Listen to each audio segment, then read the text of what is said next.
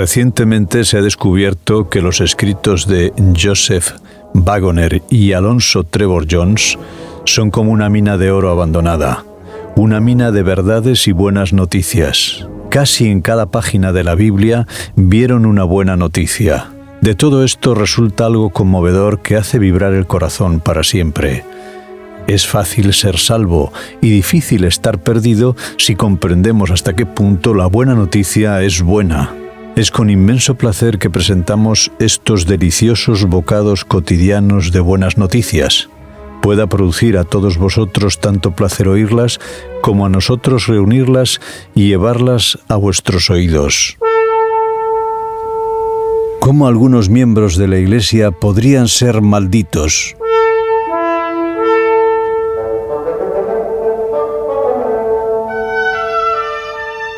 Oigamos las palabras del apóstol Santiago en su carta en el capítulo 1 y versículo 25. Mas el que mira atentamente a la ley perfecta de la libertad y persevera en ella, no siendo oidor olvidadizo, sino hacedor de la obra, éste será dichoso en lo que hace.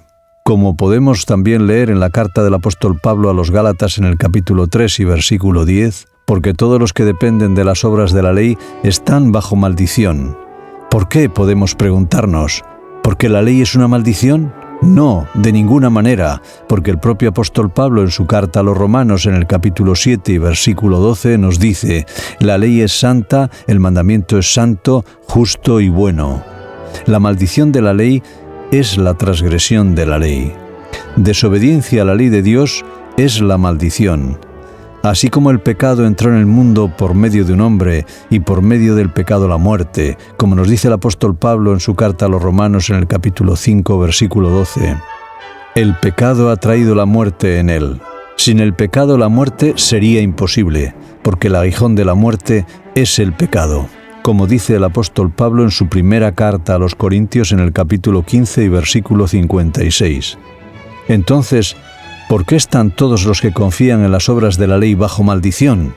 Porque, como dice el apóstol Pablo también en su carta a los Gálatas en el capítulo 3 y versículo 10, maldito es todo aquel que no permanezca en las cosas escritas en el libro de la ley para hacerlas. No son malditos porque cumplan la ley, sino porque no la cumplen. Así pues, vemos que confiar en las obras de la ley no significa cumplir la ley.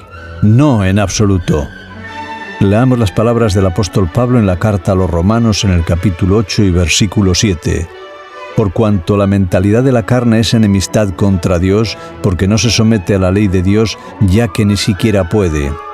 Todos están bajo la maldición, y aquel que piense que puede salir de la maldición por sus propias obras, permanecerá allí, ya que la maldición consiste en no continuar en todas las cosas que están escritas en la ley. Por lo tanto, la bendición significa el perfecto cumplimiento de la ley. Dice el libro de Deuteronomio, en el capítulo 11 y versículos 26 al 28, «He aquí yo pongo hoy delante de vosotros la bendición y la maldición. La bendición, si oís los mandamientos de Jehová vuestro Dios». Este es el mandamiento que el Dios viviente dirige a cada uno de nosotros personalmente.